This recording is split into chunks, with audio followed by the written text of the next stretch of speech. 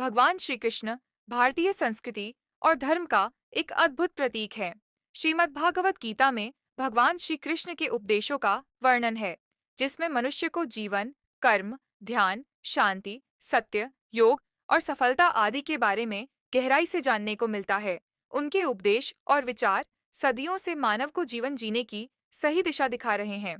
फिर चाहे वह गीता का संदेश हो या उनके जीवन के प्रेरणादायक किस्से, श्री कृष्ण के विचार आज भी प्रासंगिक हैं। श्रीमद् भागवत गीता में भगवान श्री कृष्ण ने अपने शिष्य अर्जुन को कुरुक्षेत्र में न केवल ज्ञान की बातें बताई, बल्कि इसके साथ ही उन्होंने अर्जुन को जीवन जीने की कलाओं के बारे में भी बताया।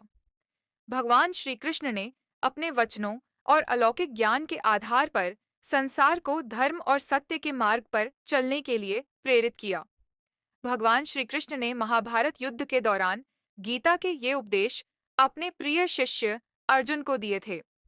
गीता में दिए उपदेश आज भी उतने ही प्रासंगिक हैं और मनुष्य को जीवन जीने की सही राह दिखाते हैं। श्री कृष्ण के उपदेश हमें धर्म के मार्ग पर चलते हुए अच्छे कर्म करने की शिक्षा देते हैं। कर्म किए जाओ, फल की चिंता मत करो। आत्मा अमर है, इसलिए मरने की चिंता मत करो। इस संसार में कुछ भी स्थायी नहीं है। नर्क के 3 द्वार हैं, काम, क्रोध और लोभ। मौन सबसे अच्छा उत्तर है किसी ऐसे व्यक्ति के लिए जो आपके शब्दों को महत्व नहीं देता। आत्मा का अंतिम लक्ष्य परमात्मा में मिल जाना होता है। धर्म केवल कर्म से होता है। कर्म के बिना धर्म की कोई परिभाषा ही नहीं है। अहंकार करने पर इंसान की प्रतिष्ठा, वंश, वैभव तीनों ही समाप्त हो जाते हैं।